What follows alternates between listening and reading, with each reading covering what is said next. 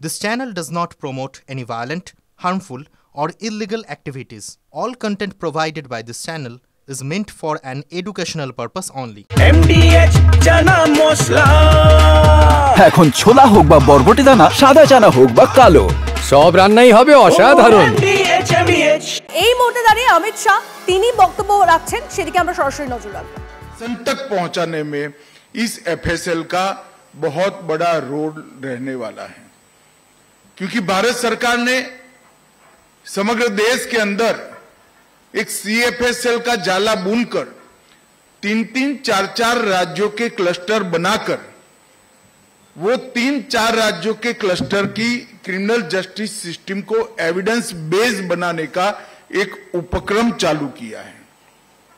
अभी तो FSL बनाने का काम है, उसके बाद भारत सरकार का गृह मंत्रालय एक CFSL और इसके अंतर्गत 4-5 राज्यों के क्लस्टर को ये पूरी सिस्टम होलिस्टिक अप्रोच के साथ किस तरह से डेवलप की जा सकती है, इनकी ट्रेनिंग किस तरह से की जा सकती है, इसका अभियोजन में उपयोग किस तरह से किया जा सकता है और सटीक से सटीक नतीजे जल्द से जल्द कैसे प्राप्त हो सकते हैं, ये सारी चीजों को आने वाले 1-2 साल के अंदर हम जमीन पर उतारेंगे।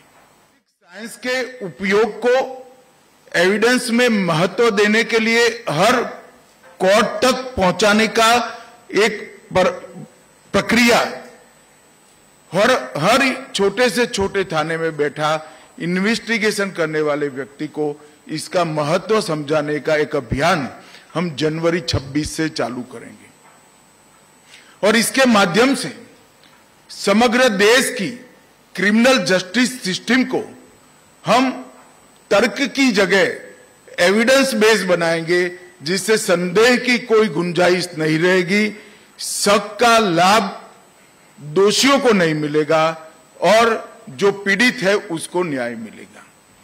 ये पूरी प्रक्रिया तभी हो सकती है जब पूरे देश में जितने भी पुलिस स्टेशन है, जितने भी हमारे पब्लिक प्रोसिक्यूटर्स हैं और जितने भी कोर्ट है, वो सब ये पूरी प्रक्रिया का महत्व समझे, इसको अपनाएं और अपने कामकाज में उसको महत्व का स्थान दें।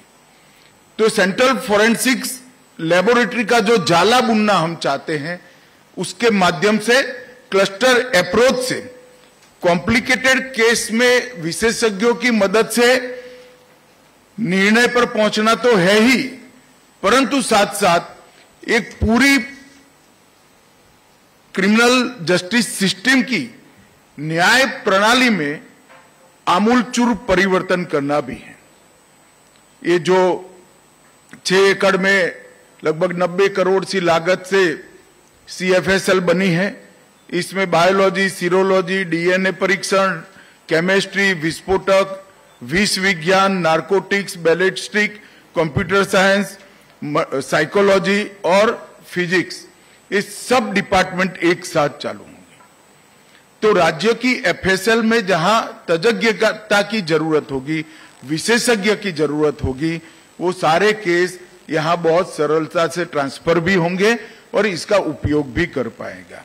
आज यहां पर नार्कोटिक्स संस्करण 2 और एक्सप्लोजिव संस्करण 2 का भी विधिवत रूप से विमोचन हुआ है। मुझे विश्वास के दोनों संस्करण देश भर की फॉरेंसिक साइंस लेबोरेटरी को कई सारे काम करने के लिए सरलता उपलब्ध कराएंगे। हम 21वीं सदी में जब हमारे ट्रांजैक्शन, कम्युनिकेशन, आइडेंटिटी और बेसिक डिटेल जब सब ऑनलाइन हो रहा है, एक जगह पे स्टोर हो रहा है, तो अपराध का स्वरूप भी इतनी ही तेजी से बदल रहा है और ये बहुत जरूरी है कि अपराध को रोकने वाले अपराधी से 2 कदम आगे रहें और इसमें अगर हम विज्ञान का उपयोग नहीं करते, स्पष्टता से युक्त कानूनों का उपयोग नहीं करते हैं, तो हम अपराध से 2 कदम आगे नहीं रह सकते। आज एक प्रकार से डीएनए के माध्यम से मेरी ध्यान में है 20-20 साल पुराने केस में आज सजा होने की शुरुआत हुई है। फॉरेंसिक ऑडिट से बड़े बड़े आर्थिक घोटाले भी अब बाहर आने लगे हैं और एक नए एरा में हमारी क्रिमिनल जस्टिस सिस्टम पहुंच रही है। Mobile forensic, call details analysis, app uses का ट्रेस और साइकोलॉजिकल प्रोफाइलिंग ने एक हमारी आपराधिक न्याय प्रणाली को नए एरा में पहुंचाने में बहुत बड़ा योगदान दिया है। मित्रों, जब मैं यहां आया हूं तब भारतीय न्याय संहिता, भारतीय नागरिक सुरक्षा संहिता और भारतीय साक्ष्य अधिनियम बीएनएस, बीएनएसएस और बीएसए उसको भी जरूर जिक्र करना चाहूंगा। ये भारत के लोगों द्वारा चुनी गई संसद ने भारत के लोगों के संविधान अधिकारों की रक्षा के लिए बनाए कानून।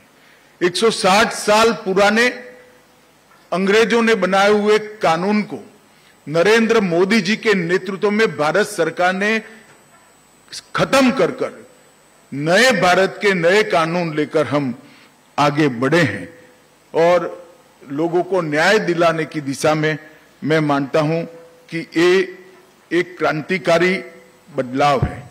अब प्रमाण के अभाव में दोषी निर्दोष नहीं छूट जाएंगे, इसका मुझे पूरा भरोसा है।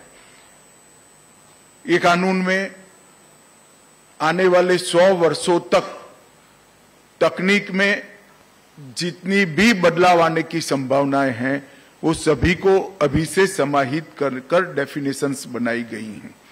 क्राइम सीन इन्वेस्टिगेशन, ट्रायल, ये सभी में टेक्नोलॉजी के उपयोग को हमने कानूनी आधार दिया है और 7 वर्ष से ज्यादा 7 वर्ष या 7 वर्ष से ज्यादा जिस दफा में सजा है वो सभी के लिए फॉरेंसिक साइंस की टीम की विजिट को हमने कंपलसरी कर दिया है। नए कानून में हमने टेररिज्म की व्याख्या भी की है। इलेक्ट्रॉनिक साक्ष्य की स्वीकार्यता को भी कानूनी आधार दिया है, जिससे voice logs, digital voice message, कई सारे इलेक्ट्रॉनिक एविडेंस अब सजा कराने के काम में आएंगे। और पुलिस जांच में ऑडियो वीडियो रिकॉर्डिंग, फॉरेंसिक साक्ष्य की वीडियोग्राफी और डिजिटल रिकॉर्डिंग पूछताछ के दौरान इसको भी कानूनी आधार देने का काम किया है। सबसे बड़ी बात इस कानून में न्याय समय पर मिले, इसकी हमने चिंता की है। 60 दिन के अंदर चार्जशीट करने का प्रावधान है और मैं इसको लगातार मॉनिटर कर रहा हूं। लगभग 60% केसों में हमारे लोगों को सालों पुरानी आदत बदलकर अब 60 दिन के अंदर चार्जशीट होने लगा है।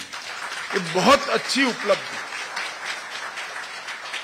1 साल के भीतर 60% केसों का चालान 60 दिन के अंदर होना, ये बहुत बड़ी उपलब्धि है हमारे लिए।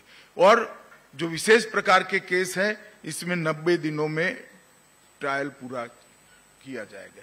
ट्रायल इन एब्सेंसिया, उससे देश छोड़कर भगोड़ा होकर विदेश में बैठकर अपराध कर कानून की रीच के बाहर जो रहते थे, उनकी अनुपस्थिति में भी ट्रायल हम करेंगे, उनको सजा भी सुनाएंगे और सजा सुनाने के बाद अंतर्राष्ट्रीय समझौतों का उपयोग कर उनको वापिस लाने का भी हम काम करेंगे। यहाँ पर जो कोई भी पीड़ित है उसको फोन पर सभी प्रकार की सूचनाएं समय समय पर उपलब्ध होगी और उसको थाने के चक्कर न लगाने लग पड़े, इसकी हमने बहुत बड़ी व्यवस्था की है। और आज मैं बहुत फक्र के साथ कह सकता हूं कि 17,184 थाने सभी के सभी CCTNS से जुड़े हुए हैं, ऑनलाइन है और सभी का डेटा एक साथ जनरेट हो। और ये मॉनिटरिंग जो भारत सरकार का गृह मंत्रालय कर रहा है वो भी ऑनलाइन ही कर रहा है। इससे मालूम पड़ता है कि कितना बड़ा बदलाव हम बहुत कम समय में लेकर आए हैं। और फॉरेंसिक्स जांच की जो हमने कानूनी वैधता तय की है, इसमें हमें फॉरेंसिक्स एक्सपर्ट्स भी चाहिए और सुविधाएं भी चाहिए। तो हमने भारत सरकार की ओर से हर जिले में एक फॉरेंसिक मोबाइल वाहन के लिए हर राज्य को सहायता ऑफर की है और करीब करीब ये पूरे देश भर में फैला। कई राज्यों ने एक एफआईआर का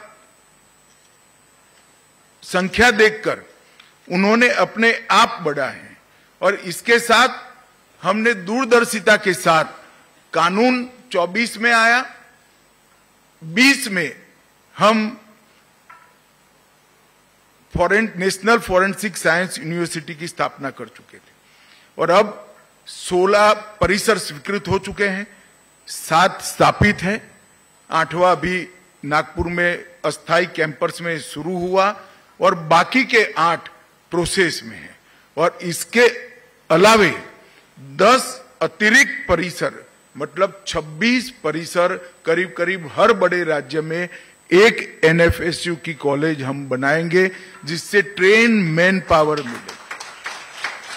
इसको बारीकी से अगर कोई स्टडी करे तो ये 26 परिसर से 36,000 विद्यार्थी डिप्लोमा, डिग्री और पीएचडी के साथ बाहर निकलेंगे और हमारी रिक्वायरमेंट साल की 30,000 तक की है।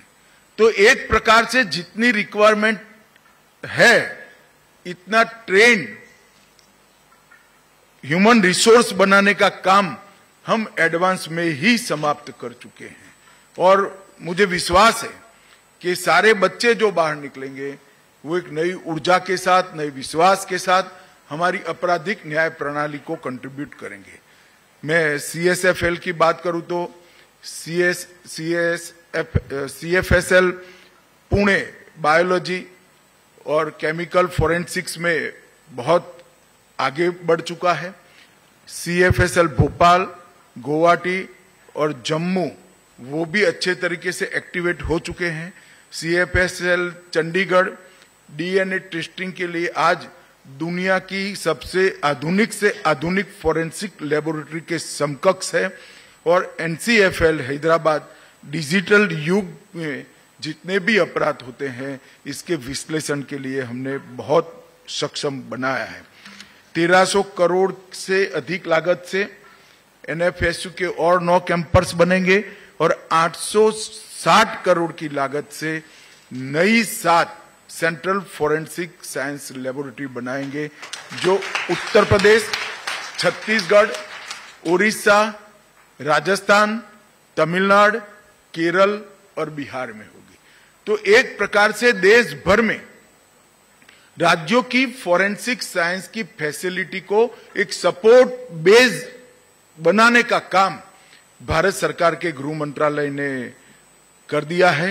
लगभग 2080 करोड़ की फॉरेंसिक क्षमताओं के आधुनिकीकरण की योजना भी हम ला रहे हैं और 200 करोड़ की लागत से नेशनल फॉरेंसिक डेटा सेंटर की स्थापना भी करेंगे जिससे अनेक प्रकार के डेटाओं का संग्रहण और आर्टिफिशियल इंटेलिजेंस के आधार पर इसका विश्लेषण और वो विश्लेषण का हर फॉरेंसिक साइंस को उपलब्ध कराकर जांच को और पैनी बनाने का काम हम करेंगे।